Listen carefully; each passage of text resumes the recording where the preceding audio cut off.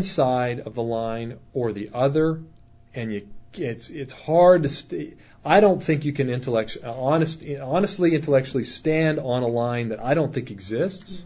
I mean, I think, listen, there are obviously plenty of people, I mean, as you mentioned, P.Z. Myers, Dawkins himself, a lot of them would make exactly that same argument, that somebody like Ken Miller is wrong. But, I mean, you say his presence would have confused the film. The point is it would actually have had, I mean, it would have considerably undercut the major point that is made, that really that belief in evolution obliges you not to believe in God. And no, I don't think so, because the form of Catholicism that Ken Miller accepts and practices is nowhere near the form of Catholicism that is followed by Catholics who are members of the Catholic Church, who believe in Catholic doctrine. What he believes is certainly outside actually, that. because, I mean, as somebody who was raised as a Catholic myself, but I see, the thing is, I am. So I'm just curious what are those distinctions between Ken Miller's Catholicism and regular Catholicism? Well, keeping in mind that Stephen Jay Gould was an advisor to Pope John Paul II. Look, there's a lot of people who fall, well, maybe not a lot. There are some people who fall into that camp. And I am certainly not a theological expert in this area. Mm-hmm. But I think if you talk to the average Catholic person and you start talking about how life came to be, they are going to cite a biblical view.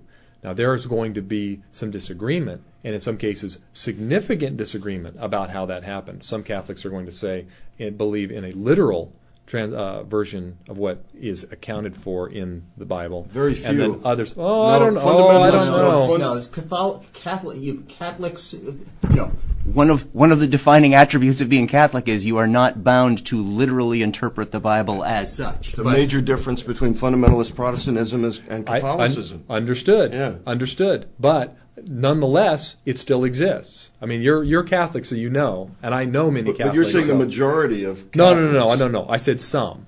No, some. Okay. Others would come from basically what you're talking about, theistic evolution perspective. So they're coming in, but most people are falling on the side of the line of I don't know exactly how God did it, but I know He did it. Mm-hmm. But let me bring it back to different. This is a question I wanted to get to before, which was there's a lot of the nature of how the film is making it. If I say that a lot of it is argued at a kind of largely ad hominem level with a lot of people, what I mean is that it's argued very much in terms of the personalities and the individual stories of this. What's kind of, one of the major points that's brought up in this is, and that it's said over and over again, is that it is forbidden to even consider the idea of God in scientific explanations. And you know what? Sorry, let me digress away from my own question first, because this is one that I did want to ask.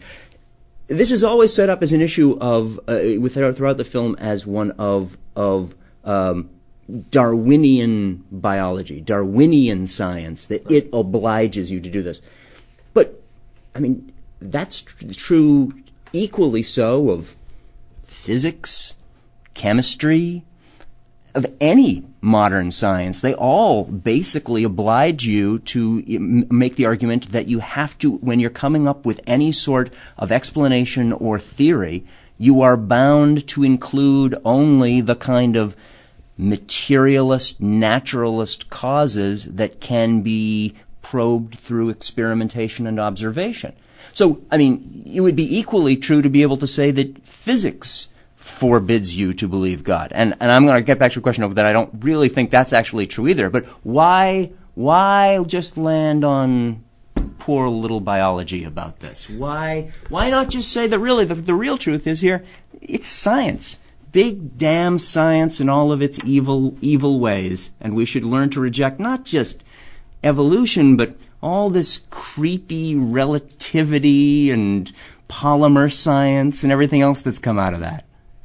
I think you're asking me to be a scientist here, and I'm not a scientist. No, I'm asking you to explain the film you just made of why does it pick on Darwinian biology and make an argument that that is singularly taking a position that is opposed to God when that is reflective of science in general. No, well, the Darwinian side, biology, is where we see worldview coming into play most prominently. This is where we see the persecution of scientists. This is where we see an extreme hostility toward an idea that simply says, scientifically, let's examine the evidence. Let's use ideas, let's look at probability. Let's develop ideas such as Michael Behe's idea of irreducible complexity or Bill Dembski's idea of specified complexity. Let's use scientific concepts to simply see, can we see and detect intelligent causation? That's it. This is where the answer to your question is. This big philosophical debate now within science, physicists arguing back and forth. I'm sure they pound on desks and they get very upset. But this is not happening in the broader culture, and this is not what people really care about. It comes down to biological origins. That's what people really care about. Okay. And that's where people feel like believe that their ideas of intelligent causation, they should be allowed on the table to be investigated, and this is where all the passions lie. And so we can't do an 8-hour film. We got to keep it down to an hour and a half. Okay, so good. Actually, this now I get to undo my own digression and go right to the points of what you were making there, which is, again, it goes back to the question of you talked about the hostility, and again, this argument that it is forbidden to consider views of this.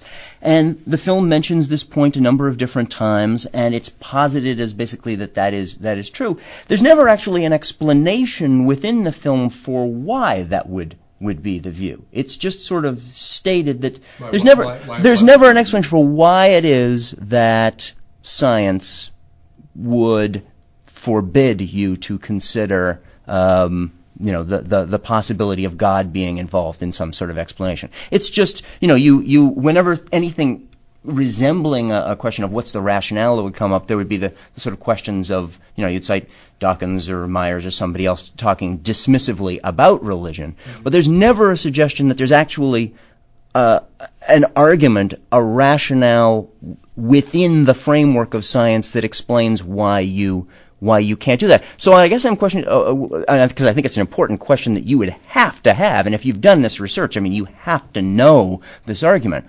Why is it that scientists typically don't want to include that sort of explanation of God into a theory? What's the explanation in stripping away the dismissive large of arguments? Yeah. Well, they don't, and they shouldn't, because that extends beyond. Sorry, don't and they shouldn't. I was confused. Well, you said why don't scientists? Your question was, why don't scientists want to include God? Restate your question. Okay, so I guess the argument is. They don't. It's posited that science forbids God from being included within the framework of the science. Why does science take that position? Well, you're talking about the scientific method, things being empirical, being testable, right? Which is where science should be restricted to. So if you apply science from an intelligent design perspective, using scientific concepts, can we discern what is more likely, a design inference or a non-design inference? These are scientific type questions. Now, when it comes to intelligent causation, I think that it's certainly a valid question that should be on the table. Source of causation, one step beyond. God, space aliens. Mm-hmm. No, because there's no empirical way to ever get anywhere near that unless God sits down and says, "Here I am, I did all this."